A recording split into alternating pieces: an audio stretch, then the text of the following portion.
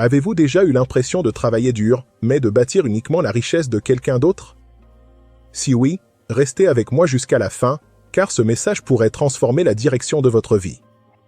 Jim Rohn disait « Ne travaillez pas plus dur sur votre job que sur vous-même ». Et c'est exactement ce que nous allons explorer aujourd'hui.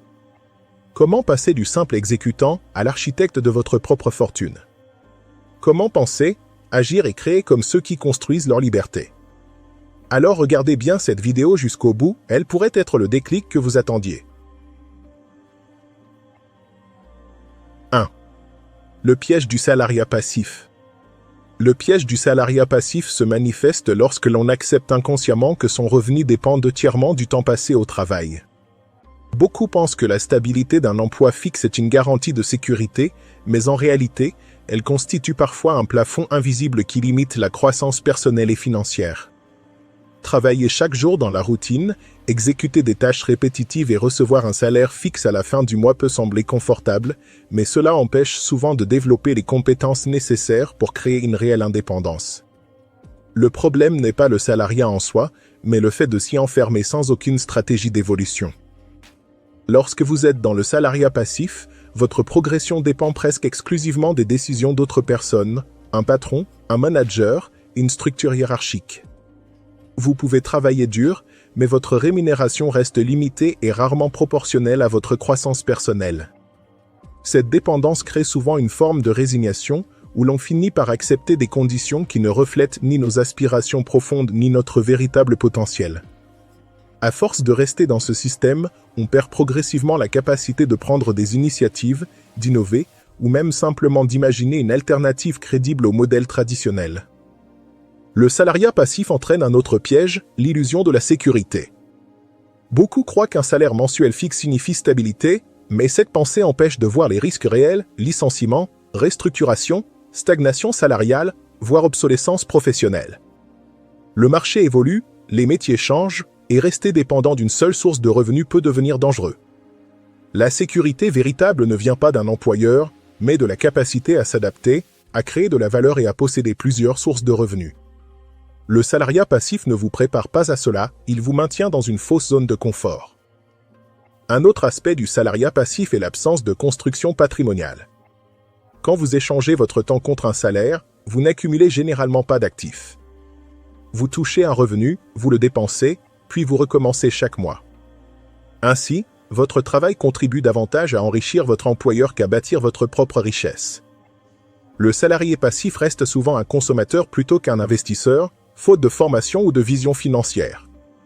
Pourtant, la véritable liberté financière ne provient jamais d'un simple salaire, mais de la capacité à posséder et développer des actifs qui génèrent de la valeur sur le long terme. Le piège du salariat passif s'installe aussi parce que la société valorise les chemins sûrs et prévisibles plutôt que l'audace et l'initiative. On nous apprend à trouver un emploi, pas à créer des opportunités. On nous encourage à obéir, pas à inventer. On nous dit de chercher la sécurité, pas la souveraineté. En suivant ce chemin, beaucoup finissent par sacrifier leurs talents uniques et leurs ambitions personnelles.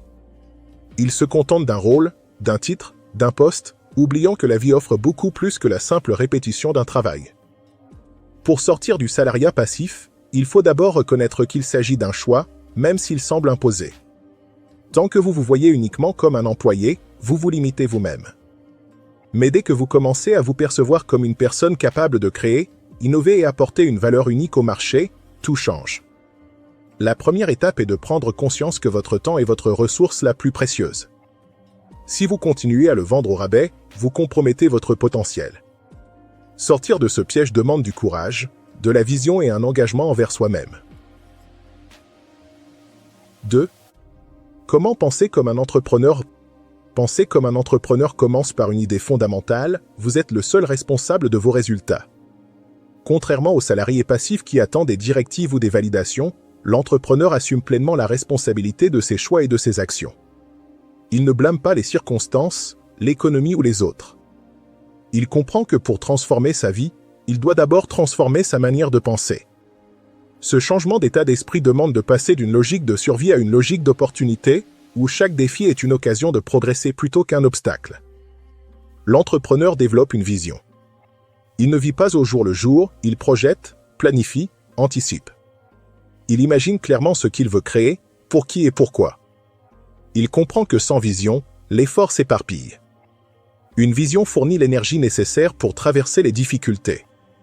Elle donne un sens au sacrifice, encourage la discipline et alimente la motivation quotidienne.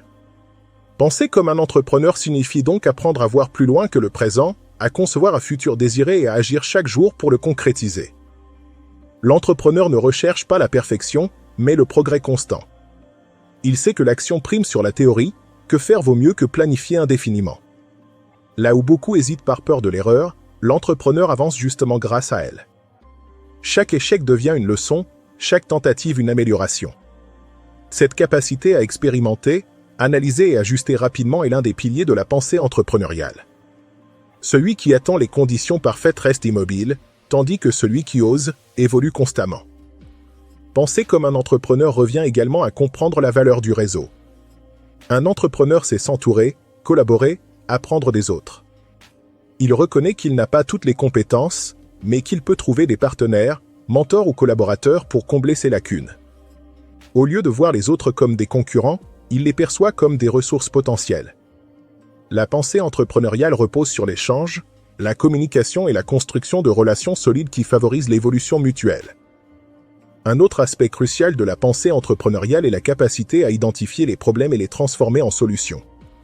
Là où la plupart voient des difficultés, l'entrepreneur voit une demande non satisfaite, un besoin, une opportunité d'apporter de la valeur. Ce n'est pas la quantité de travail qui crée la richesse, mais la pertinence des solutions que l'on apporte. Apprendre à observer, à écouter, à comprendre les besoins du marché permet d'ouvrir des portes que beaucoup ignorent. C'est une compétence qui s'affine avec la pratique et l'expérience. Enfin, penser comme un entrepreneur signifie croire en son potentiel avant même d'en voir les résultats. C'est accepter de prendre des risques, d'affronter l'inconfort, de sortir des sentiers battus. C'est comprendre que l'incertitude est un terrain fertile pour la croissance. L'entrepreneur avance même lorsqu'il n'a pas toutes les réponses. Il fait confiance à sa capacité d'apprendre, de s'adapter et de rebondir. Ce mélange de courage, de résilience et de détermination forge un état d'esprit puissant qui peut transformer n'importe quel individu en créateur de valeur. 3. Créer de la valeur pour soi commence par l'investissement personnel. Trop de gens passent leur vie à travailler pour des objectifs qui ne leur appartiennent pas, sans jamais consacrer du temps à leurs propres compétences et au développement de leur potentiel. La véritable valeur se construit à travers l'apprentissage continu, l'amélioration de ses capacités et la compréhension profonde de ce que l'on peut offrir au monde. Plus vous augmentez votre valeur intérieure, plus votre valeur extérieure se manifeste dans vos revenus, vos opportunités et votre influence. Créer de la valeur pour soi implique aussi de reconnaître ses talents naturels et de les exploiter. Chacun possède des compétences uniques qui, une fois développées, peuvent devenir une source importante de richesse personnelle. Mais pour cela, il faut apprendre à se connaître, à analyser ses forces et à identifier ce qui nous distingue. Trop souvent, les gens sous-estiment leurs capacités parce qu'ils les considèrent comme normales. Pourtant, ce que vous faites facilement peut être extrêmement précieux pour d'autres. La valeur personnelle se construit également à travers la discipline. Il ne suffit pas d'avoir du talent ou de la motivation, il faut de la constance. Développer une compétence, bâtir un projet, améliorer sa connaissance demande du temps et de l'effort. La valeur ne se crée pas en un jour, elle est le résultat d'une accumulation quotidienne de petites actions. Plus vous cultivez l'habitude de progresser chaque jour, même légèrement, plus vous créez une base solide qui vous distinguera sur le marché. Créer de la valeur pour soi, c'est aussi apprendre à se rendre indispensable. Dans un monde en évolution rapide, les personnes capables de combiner créativité, compétence et adaptabilité deviennent les plus recherchées. Lorsque vous développez un niveau de maîtrise rare dans un domaine, vous augmentez automatiquement votre valeur. Vous n'avez plus besoin de courir après les opportunités, ce sont les opportunités qui viennent à vous. L'indispensabilité n'est pas un hasard, mais une stratégie intentionnelle fondée sur l'excellence personnelle. La création de valeur passe aussi par l'autonomie. Lorsque vous êtes capable de résoudre vos propres problèmes, de prendre vos propres décisions et de gérer vos propres projets, vous devenez un acteur et non un spectateur. L'autonomie renforce la confiance en soi, stimule la créativité et prépare à l'entrepreneuriat. Elle permet également de réduire la dépendance à l'égard des systèmes traditionnels, ce qui vous donne davantage de contrôle sur votre avenir. Être autonome, c'est posséder son pouvoir personnel. Enfin, Créer de la valeur pour soi signifie créer des résultats concrets. Il ne suffit pas d'apprendre, de réfléchir ou de rêver, il faut produire, agir, créer quelque chose de réel. Un livre, une compétence vendue, un service rendu, une solution trouvée, tout cela augmente votre valeur sur le marché. Ce que vous construisez devient votre capital. La valeur que vous créez pour vous-même finit toujours par se refléter dans la valeur que vous pouvez offrir aux autres. Et c'est cette valeur-là qui construit votre richesse. 4. Automatiser ses revenus, c'est comprendre la différence entre travailler pour l'argent et créer un système où l'argent travaille pour vous. La plupart des gens vivent dans une logique de revenus actifs, ils doivent être présents pour gagner de l'argent. Mais ceux qui réussissent à atteindre la liberté financière construisent des systèmes capables de générer des revenus sans leur présence constante. L'automatisation n'est pas un luxe réservé à une élite, mais une stratégie accessible à toute personne prête à s'organiser intelligemment et à investir dans des modèles reproductibles. Pour automatiser ses revenus, il faut d'abord créer un actif capable de générer de la valeur de manière récurrente. Cela peut être un produit digital, une formation, un livre, un site web monétisé, un service en abonnement ou même un investissement financier. L'idée est simple, produire une fois, encaisser plusieurs fois. Cette logique démultiplie l'efficacité de votre travail, car vous décorrélez votre revenu de votre temps. Un système automatisé continue à fonctionner même lorsque vous dormez, voyagez ou vous consacrez à d'autres projets. L'automatisation nécessite également une bonne compréhension des outils technologiques. Aujourd'hui, il existe une multitude de plateformes permettant d'automatiser les ventes, le marketing, la communication, la logistique ou la gestion. Apprendre à utiliser ces outils revient à construire une équipe invisible qui travaille pour vous 24h/24. Plus vous maîtrisez ces systèmes, plus vous augmentez votre productivité sans augmenter votre charge de travail. C'est l'un des piliers modernes de la liberté financière. Automatiser ses revenus signifie aussi apprendre à déléguer. Un entrepreneur qui veut tout faire lui-même reste prisonnier de son temps. Mais celui qui s'entoure, externalise ou automatise libère son agenda pour des tâches à plus forte valeur ajoutée. Déléguer n'est pas une dépense, mais un investissement, chaque tâche confiée à quelqu'un d'autre vous permet d'avancer plus vite. La délégation stratégique est donc un outil essentiel pour bâtir un système automatisé efficace et durable. Un autre aspect clé de l'automatisation des revenus est la capacité à créer une audience. Si vous pouvez attirer l'attention de manière régulière, vous pouvez créer un flux continu de prospects et de clients. Que ce soit par le biais des réseaux sociaux, du contenu en ligne ou de newsletters automatisés, l'objectif est de créer une machine relationnelle qui nourrit votre système économique en continu. Une audience bien nourrie devient un actif d'une valeur inestimable pour tout entrepreneur. Finalement, automatiser ses revenus est un acte de vision. C'est comprendre que votre temps est limité, mais que la valeur que vous pouvez créer ne l'est pas. Chaque système que vous mettez en place aujourd'hui deviendra une source de liberté demain. L'automatisation n'est pas seulement un choix technique, c'est une nouvelle manière de vivre, où vous reprenez le contrôle de votre agenda, de vos priorités et de votre avenir. C'est une discipline qui demande du travail au départ, mais dont les bénéfices durent toute une vie. 5. Investir dans ses idées, c'est accepter que votre imagination peut être votre meilleur actif. Beaucoup sous-estiment la puissance d'une idée parce qu'elle semble immatérielle. Pourtant, toutes les grandes entreprises, technologies ou innovations ont commencé par un simple concept. Investir dans une idée, c'est lui accorder de l'importance, du temps et des ressources. C'est croire en sa capacité à prendre forme et à générer de la valeur.